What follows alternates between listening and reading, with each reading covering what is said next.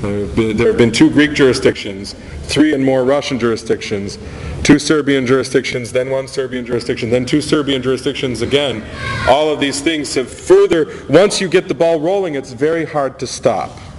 Now, I realize that no individual can leave from this lecture and immediately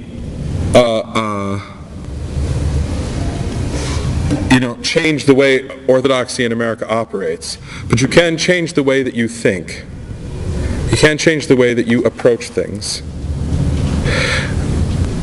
Local church ecclesiology is not to set up another tribe, another church for our people and not your people. Local church ecclesiology is a place where everybody can meet at the Eucharist. It is for this that Paul went to Peter and withstood him to his face because he was wrong and needed to be rebuked, according to the Epistle to the Galatians. We don't need, and we never needed, separate Eucharists. You have separate bishops, you have separate Eucharists. Nobody's heritage or ethnicity, nor even, if we think of being in the OSA, an American identity requires an American jurisdiction. No ethnicity or tribal heritage justifies me not sharing the Eucharist together at one table with the other people in the covenant.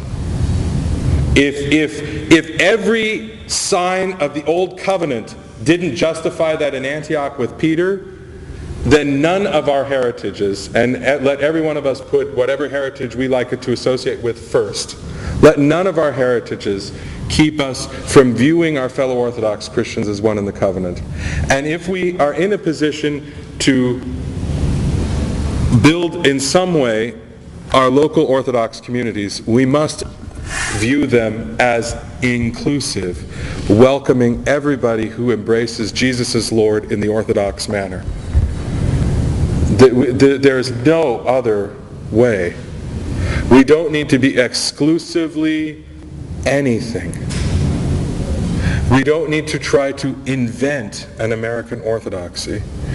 The wild variety of our Orthodox life exists already, and we have to love it in its diversity.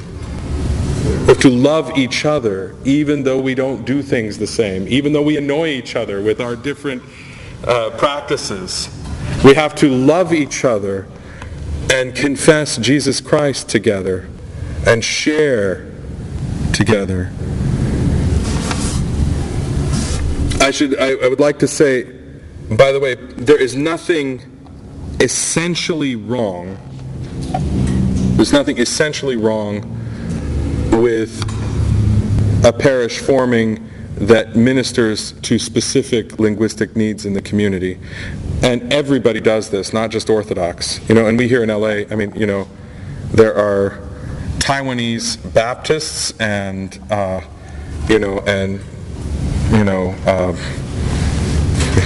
any other sort of combination. I remember a friend of mine was best man at a Taiwanese Baptist wedding. There are the problem with our Orthodoxy in North America, though, is that's for most of our history in the lower 48, that's been the only kind of church that we have. And we don't need to perpetuate that. A parish which ministers, which has a certain heritage, all our parishes have a certain heritage. If a parish has a certain linguistic or ethnic heritage, that can just be, all the better, provided that heritage and linguistic focus is not exclusive, but is open-hearted. And by the way, ethnic parishes, there were Greek parishes in Rome and Latin parishes in Constantinople before there have always been little pockets like that, and there's nothing wrong with that. There's absolutely nothing wrong with that. There's nothing wrong with any one of our local parishes, not a diocese, but our parishes, being Serbian or Greek in its heritage, provided that it is not Serbian or Greek or Bulgarian or American in a way that shoves people away from God.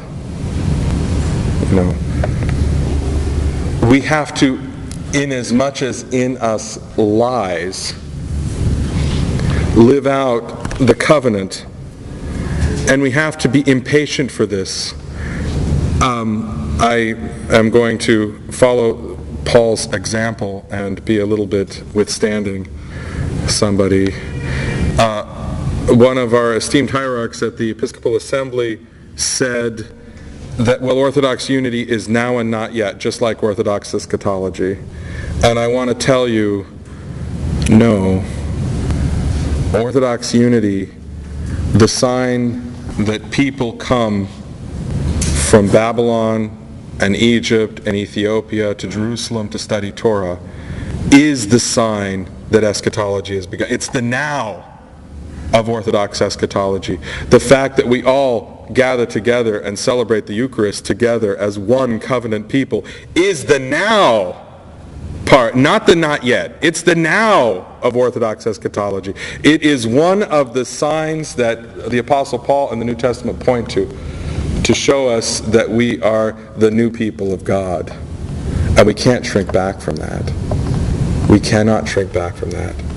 We have to live both individually and corporately according to the pattern of Christ and according to the gospel and according to the teaching of the Scriptures and the Fathers.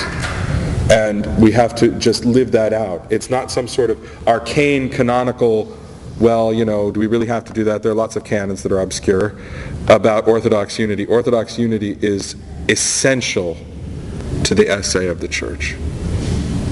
So long as we do not manifest the unity of the Eucharist, we're failing to manifest something of the kingdom of God.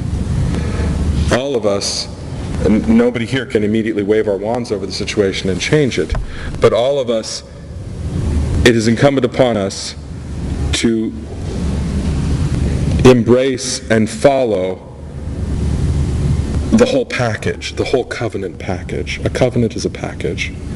It's a package of personal renunciation, embracing the cross. It's a package of gathering together. It's all the things that follow from saying Jesus is Lord. So, I'll take questions, but I think people might want lunch. Sorry, yes? I do have a question about that. We have Coptics that come to our church. Mm-hmm. They love it. They've been told all their lives that they're Orthodox. They seem to see no difference at all in their teaching of the Trinity and everything else. They seem to consider themselves Orthodox. And I know there are provisions made. Mm-hmm. Father John makes provisions for them to stay at our church, actually. But the point is that, and the Ethiopians. Not so much the Armenians, because they have a little different theology. But I was wondering why we are so strict about this, not being able to. Well, it's actually. This is the whole issue of ecumenism in the 20th century Orthodoxy, which was so fraught.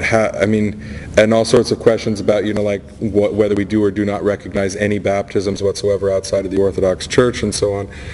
All of these things have to do with something that's like kind of an effect of the fall. We see, something that really shouldn't be, a church that falls away from the fellowship of the covenant. What does that mean? It's not just mean-spirited that many Orthodox have felt that the promise of God is not assured in sacraments outside the church, because, like I say, I can't take my priesthood with me outside the church. The problem with and I've actually thought that maybe one of the seminars I might do, because there's a lot of questions, it's something I get asked about a lot, is about the non-Chalcedonian churches. But the quick answer is, now it's an ecclesiological issue. It's that we have lived, even though we have almost entirely the same faith and piety, I would even go so far as to say I view them as being our kind of people, our kind of Orthodox people, but their church doesn't live in the fellowship of the covenant.